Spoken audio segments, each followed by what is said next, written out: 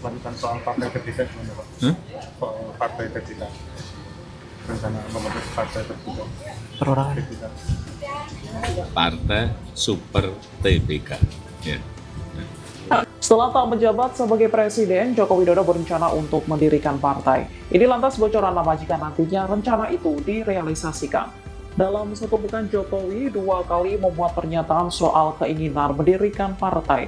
Pernyataan pertama disampaikan saat mengadakan wawancara khusus dengan senior Najwa Shihab.